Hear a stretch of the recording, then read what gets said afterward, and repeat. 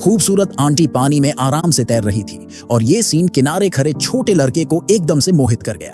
जंगल से कदमों की आवाज सुनते ही आंटी ने तुरंत लड़के को हाथ हिलाकर सिग्नल दिया कि बिना सोचे समझे जल्दी से नीचे कूद जाए। शायद सुरक्षा के एक प्राकृतिक जज्बे के कारण लड़का बिना झिझक तालाब में कूद गया। आंटी ने जल्दी से एक रीड तोड़कर उसे दिया और दोनों साथ मिलकर गहरे पानी में डूब गए।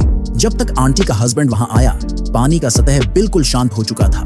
आदमी कुछ देर सोचता रहा और फिर सीधे घर की तरफ भाग गया। इसी बीच आंटी और लड़का पानी के ऊपर आए, एक दूसरे को देखा और चुपके से अगले मिशन का समय तय कर लिया। आंटी किनारे की तरफ तैरती हुई गई ताकि वो पहले निकल जाए।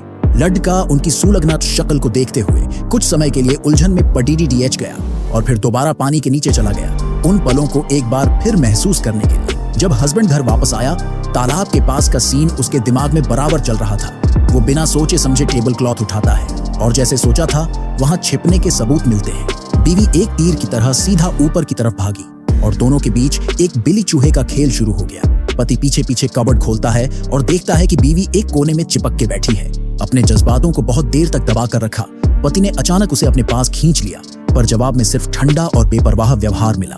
नकार दिए जाने के बाद बीवी एकदम परेशान थी। उसे समझ नहीं आ रहा था कि वो अपने पति का प्यार क्यों नहीं जीत पा रही। मजबूर होकर रात के अंधेरे में वो चुपके से लड़के के घर चली गई, अपने अलग तरीके से उसे जगाने के लिए। उसका ये जुनून लड़के को जगाने में कामयाब हुआ, पर ऊपर की मंजिल पर बैठी उसकी माँ भी जाग गई। माँ जोर जोर से अपने बेटे को पुकारती रही और इससे औरत एकदम हैरान परेशान हो गई। जब लड़का अपने होश में आया, आंटी खिड़की के रास्ते चुपके से चली गई थी, सिर्फ लड़के को एक शांत रात के आसमान के नीचे उन पलों को याद करते हुए छोड़ गई।